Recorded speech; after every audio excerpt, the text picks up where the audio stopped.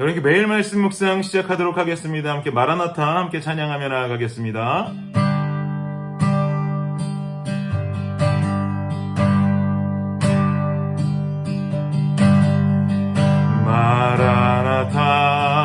마라나타 주 예수여 어서 오시옵소서. 땅의 모든 끝 모든 족속 주를 찬송하게 하소서. 마라나타 마라나타 주 예수여 어서 오시옵소서. 모든 열방이 주께 돌아와 춤추며 경배하게 하소서. 우리 주님 다시 오실 길을 만들자. 십자가를 들고 땅 끝까지 우린 가리라.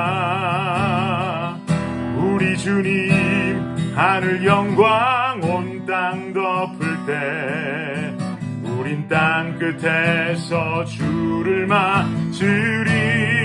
마라나타 마라나타 마라나타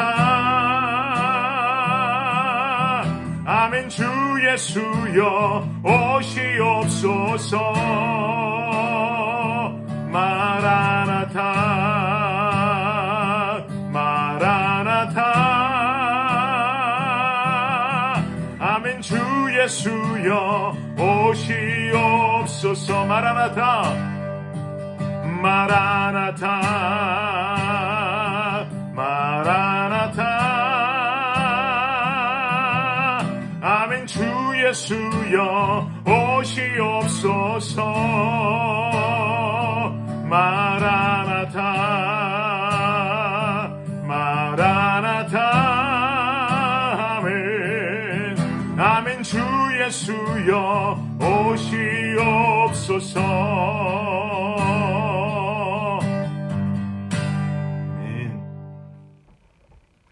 네, 오늘 말씀 요한일서 5장 1절부터 12절까지 말씀입니다. 요한일서 5장 1절부터 12절까지 말씀입니다. 우리 함께 읽겠습니다. 시작. 예수께서 그리스도이심을 믿는 자마다 하나님께로부터 난 자니 또한 낳으신 이를 사랑하는 자마다 그에게서 난 자를 사랑하느니라. 우리가 하나님을 사랑하고 그의 계명들을 지킬 때에 이로써 우리가 하나님의 자녀를 사랑하는 줄을 아느니라. 하나님을 사랑하는 것은 이것이니 우리가 그의 계명들을 지키는 것이라. 그의 계명들은 무거운 것이 아니로다. 무릇 하나님께로부터 난 자마다 세상을 이기느니라. 세상을 이기는 승리는 이것이니 우리의 믿음이니라. 예수께서 하나님의 아들이심을 믿는 자가 아니면 세상을 이기는 자가 누구냐? 이는 물과 피로 임하신 이시니 곧 예수 그리스도시라. 물로만 아니요 물과 피로 임하셨고 증언하는 이는 성령이시니 성령은 진리니라. 증언하는 이가 셋이니 성령과 물과 피라. 또한 이 셋은 합하여 하나이니라. 만일 우리가 사람들의 증언을 받을진대 하나님의 증거는 더욱 크도다. 하나님의 증거는 이것이니 그의 아들에 대하여 증언하신 것이니라. 하나님의 아들을 믿는 자는 자기 안에 증거가 있고 하나님을 믿지 아니하는 자는 하나님을 거짓말하는 자로 만드나니 이는 하나님께서 그 아들에 대하여 증언하신 증거를 믿지 아니하였음이라. 또 증거는 이것이니 하나님이 우리에게 영생을 주신 것과 이 생명이 그의 아들 안에 있는 그것이니라. 아들이 있는 자에게는 생명이 있고 아들이 없는 자에게는 생명이 없느니라. 아멘. 네, 오늘 말씀 전하도록 하겠습니다. 여러분, 우리 기독교 하면 기독교를 상징하는 것은 무엇입니까? 당연히 여러분 십자가다라고 생각하실 겁니다. 우리 십자가의 모양 어떻게 생겼지요? 수직의 한 줄과 수평의 한 줄이 만나서 마치 플러스 모양처럼 십자가의 모양을 형성하고 있습니다. 이 십자가가 뜻하는 것은 무엇이냐? 바로 구약시대의 율법을 말하고 신약시대로 넘어와서는 예수 그리스도를 대변합니다. 무슨 말씀을 드리는 것인가 하면은 구약 시대에 말하는 율법은 무엇을 말합니까? 율법을 대표하는 것은 십계명이지요. 십계명도 딱 절반과 절반이 나뉘기를 하나님과 인간의 관계, 그리고 인간과 인간의 관계의 계명들로 나뉘게 됩니다.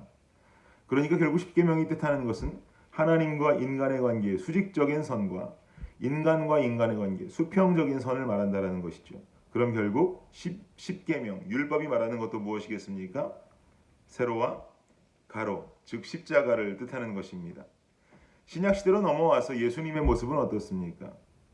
예수님도 그의 공생의 기간의 사역을 통해서 충분히 우리에게 보여주시기를 본인과 하나님과의 관계, 그리고 그것으로 끝나는 것이 아니라 예수 그리스도와 인간들의 관계, 또 인간과 인간들의 관계들을 강조하고 이야기하는 것들을 우리는 살펴볼 수가 있습니다. 그래서 이 예수 그리스도를 예표하는 것도 바로, 예수 그리스도를 대변하는 것도 바로 십자가의 모양이 됩니다. 그 십자가의 모양을 기독교의 상징으로 여기고 있는 우리들은 어떤 삶을 살아야겠습니까? 역시 마찬가지입니다. 수직의 삶이 살아있고 수평의 삶이 살아있는 삶으로 보여내야 하는 것입니다. 수직의 삶, 나와 하나님과의 관계, 수평의 삶, 인간과 인간의 관계, 즉 하나님 사랑, 이웃 사랑, 이것을 실천하는 자야말로 진정한 그리스도인이다라고 볼 수가 있는 것이죠. 우리는 이러한 그리스도인의 삶을 살아야 할 것입니다. 요한일서 5장 2절과 3절 말씀 한번 보십시오.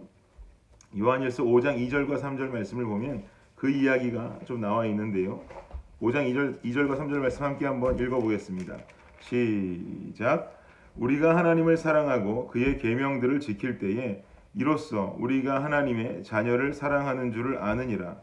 하나님을 사랑하는 것은 이것이니 우리가 그의 계명들을 지키는 것이라. 아멘. 우리가 하나님을 사랑하고 그의 계명들을 지킬 때에, 수직을 말하죠. 우리가 하나님을 사랑하고 그의 계명들을 지킬 때에 이로써 우리가 하나님의 자녀를 사랑하는 줄을 알미라. 바로 십자가가 형성되는 것입니다. 우리는 이 십자가의 삶을 살아야 할 것인데요. 십자가의 삶을 살아갈 때 중요한 것은 무엇인 줄 아십니까? 하나님 사랑만 존재해서는 안 됩니다. 이건 십자가 아니죠. 수직의 직선일 뿐입니다. 그리고 이웃 사랑만 존재해서는 절대로 안 됩니다. 이것도 십자가 아니죠. 수평의 직선만 존재하게 될 뿐입니다. 우리는 정확하게 하나님 사랑한다면 뭘 해야 돼요? 이웃 사랑해야 한다는 것입니다. 반대로 이웃 사랑만 있어서는 안 되고 뭐가 필요합니까? 하나님 사랑 필요하다라는 것이죠. 이게 바로 예수를 믿는 자들의 모습이다. 십자가의 삶을 살아가는 자들의 모습이다라고 볼 수 있습니다.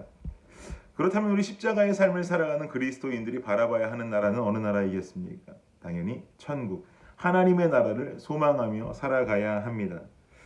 여러분, 하나님 나라하고 이야기하면 연관되어지는 떠오르는 중요한 단어 뭐가 있으십니까?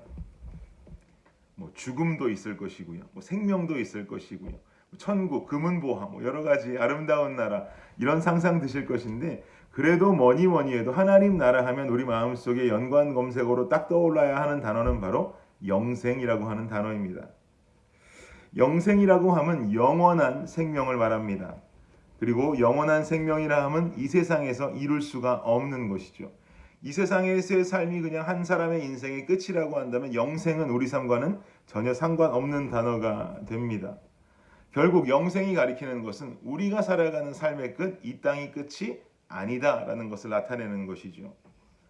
이 땅에서의 삶의 끝이 아니라 결국은 우리는 살아서, 그리고 죽음 이후에 하나님 나라라고 하는, 천국이라고 하는 시공간을 초월한 곳에서 살게 될 것이다. 그래야지만이 영생이라는 말이 일치가 되게 되는 것입니다. 우리는 그러한 영생이 보장된 그리스도인의 삶을 살아가고 있습니다. 오늘 본문의 12절 말씀 한번 보시겠습니까? 12절 말씀 우리 한번 함께 읽겠습니다. 시작. 아들이 있는 자에게는 생명이 있고 하나님의 아들이 없는 자에게는 생명이 없느니라. 아들이 있는 자에게 생명이 있다. 삶 속에 예수님이 있는 자, 생명이 있다라는 것이죠. 그러나 삶 속에 하나님의 아들 예수 그리스도 없는 자 뭐라고 말합니까? 생명 없다라고 말합니다. 그럼 질문 생길 수 있습니다. 목사님, 여기서 말하는 생명이 그 영생 맞습니까? 그 영생에 대해서 언급하고 계시는 것일까요? 그냥 생명 말하는 건 아니에요? 라고 말씀하실 수도 있는데, 의심 가득하시다면 내일 본문이지만 13절 말씀도 한번 보십시오. 13절에 말하기를 내가 하나님의 아들의 이름을 믿는 너희에게 이것을 쓰는 것은 너희로 하여금 너희에게 영생이 있음을 알게 하려 함이라. 아멘. 여기 분명히 영생이라고 딱 꼬집어서 이야기하고 있죠. 내가 하나님의 아들의 이름을 믿는 너희에게 이것을 쓰는 것은 너희로 하여금 너희에게 뭐가 있음? 영생이 있음을 알게 하려 함이라. 딱 꼬집어서 영생이라고 우리에게 한 번 더 강조하고 있습니다. 즉 12절에서 말하는 그 생명은 영생을 이야기하는 것인데 아들이 삶 속에 있는 자 영생이 있다. 아들이 삶 속에 없는 자 미안하지만 생명이 없다라고 지금 우리에게 말하고 있습니다. 여러분 아까 제가 설교 시작하면서 드린 말씀 기억하십니까? 하나님 사랑, 이웃 사랑. 우리 삶 속에 아들이 있는 자의 모습 무엇으로 나타나야 하는 것일까요? 아들이 있는 자 하나님 사랑 주님 사랑합니다. 예배 열심히 드리고 그냥 주님 열심히 믿고 그럼 끝이 나는 걸까요? 아니요. 우리 삶의 모습은요. 아들을 믿는 자라면 그 다음에 나타나야 할 모습은 이웃을 사랑하는 모습입니다. 우리는 코로나로 인해서 굉장히 이웃 간에 소통하기 어려운 시대를 살아가고 있습니다. 그런데요. 너무나 감사한 것 한 가지는 SNS가 열려있고 카카오톡이라는 수단이 우리에게 열려있고 메시지, 전화 여러 가지 수단들이 우리에게 열려 있습니다. 이런 수단들이 열려 있는 거 참 감사합니다. 사랑하는 여러분, 오늘 이웃사랑, 형제 간에, 성도 간에 연락 한 통 나누시면서 그들과의 사랑을 교감해 보시지 않겠습니까? 저도 그간 보고 싶었던 우리 청년들과 이번 주간은 좀 소통하는 주간이 되어야 할 것 같습니다. 오늘 하루, 이번 주간 하나님 사랑하신다면, 주님 안에 있어서 영생 보장받으신 분들이라면 이웃사랑, 이웃과 형제들을 향하여 한 걸음 더 다가서서 우리 주변의 성도들과 친구들과 형제들을 돌아보며 그들과 하나님 사랑을 나눌 수 있는, 그들에게 안부 한 통 물으면서 관심 가지면서 그들의 마음을 훈훈하게 만들어줄 수 있는 이 수평의 직선을 실천하는 저와 여러분이 되시기를 예수님의 이름으로 축복합니다. 기도하겠습니다. 하나님 감사합니다. 십자가는 수직만 있어서는 안 됩니다. 십자가는 수평만 있어서도 안 됩니다. 영생 가진 자라면 수직과 수평이 공존하는 그런 귀한 십자가의 삶을 실천하는 삶 살아가야겠습니다. 그 삶을 오늘도 결단하며 살아갈 때 주여 도와주시옵소서, 역사하여 주시옵소서. 예수 그리스도의 이름으로 기도합니다. 아멘. 수요일 기도 제목으로 함께 기도하도록 하겠습니다. 구역장들을 위해서 구역원들을 잘 돌볼 수 있도록 섬김을 통해 은혜와 복을 받도록 기도해 주시기 바랍니다. 마지막으로 선교사님을 위해서 기도하실 때에 하이티의 박동환 선교사님, 알래스카의 이홍래 목사님, 그리고 D국의 김재문 선교사님과 이국의 새벽이슬 선교사님을 위해서 이 시간 간절히 기도하도록 하겠습니다. 기도합니다.